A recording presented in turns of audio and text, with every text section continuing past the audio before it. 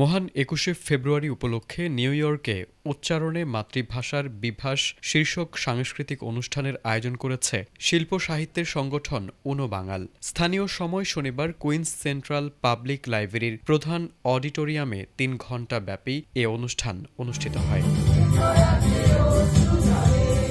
অনুষ্ঠানের সূচিতে ছিল ২১-এর দলীয় সঙ্গীত, একক গান, স্বরচিত কবিতা আবৃত্তি এবং কবি কাজী জহিরুল ইসলামের একক কবিকণ্ঠে কবিতা পাঠ। মাতৃভাষার প্রতি শ্রদ্ধা ও ভালোবাসা জানাতে প্রবাসী বাঙালিদের অংশগ্রহণে অনুষ্ঠানটি হয়ে ওঠে প্রাণবন্ত ও আবেগঘন।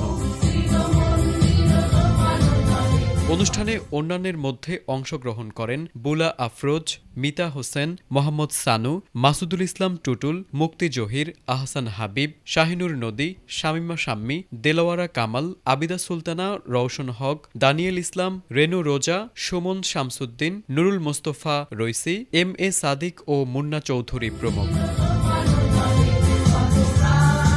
শুদ্ধ শিল্পের নিবিড় চর্চা স্লোগানকে সামনে রেখে গত ১ যুগ ধরে কাজ করে যাচ্ছে উনো বাঙাল। সংগঠনটি প্রবাসে বাংলা ভাষার চর্চা অব্যাহত রাখা এবং নতুন প্রজন্মকে বাংলা সংস্কৃতির সঙ্গে সংযুক্ত রাখতে বিভিন্ন সাংস্কৃতিক আয়োজন করে আসছে।